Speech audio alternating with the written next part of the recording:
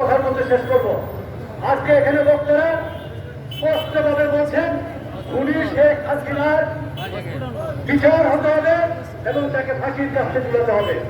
বন্ধুরা আমার একটা বার স্মরণ করুন, আজ থেকে 2 সপ্তাহ আগে শেখ হাসিনার নামের আগে পাবলিকরা, আমরা নয়, পাবলিকরা মাননীয় বলতে বলতে বলতে বলতে মুখে ফেনা তুলে ফেলেছে। আল্লাহর অশেষ মেহেরবানি, এই জনতার আন্দোলনের কাছে শেখ হাসিনা পদত্যাগ করে দেশ থেকে পালিয়ে যেতে বাধ্য হয়েছে। বন্ধু আমার, বিশ্ব রাজনীতির ইতিহাসে কোন স্বৈরাচার পলাতক হয়ে রাজনীতিতে পুনর্বাসিত হয়েছে এমন নদীর বিশ্বের ইতিহাসে নাই।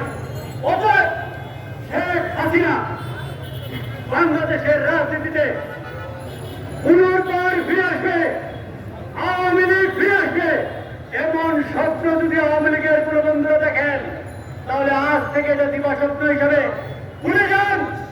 আওয়ামী লীগের পরিণতি আওয়ামী মুসলিম লীগ থেকে মুসলিম লীগ যেমন হারিয়ে গেছে, ইনশাআল্লাহ বাংলাদেশের রাজনৈতিক ইতিহাস থেকে আওয়ামী লীগের নাম মুসলিম লীগের মতো মুছে যাবে ইনশাআল্লাহ। বন্ধু আমার, আরেকটি কথার দৃষ্টি আকর্ষণ করে আমি শেষ করছি বক্তব্য। অনেকেই পদত্যাগ করছেন, পদত্যাগের হিড়িক করেছে এই রাজনৈতিক লম্বা লিস্ট যে হয়েছে হত্যা এবং খুনের, যার কথা প্রধান সূচিকাগার ছিল বিচারপতি খায়রুল হকের এক অবৈধ রায়ের মাধ্যমে।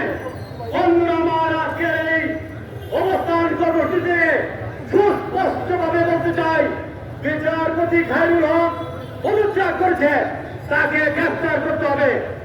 এই যে সামুদ্রিক যুদ্ধ, যে বাংলাদেশের প্রেসিডেন্ট হিসেবে এখনো বর্তমান আছে, তাকেও পদত্যাগ করার জন্য দাবি জানিয়ে নেওয়ার বক্তব্য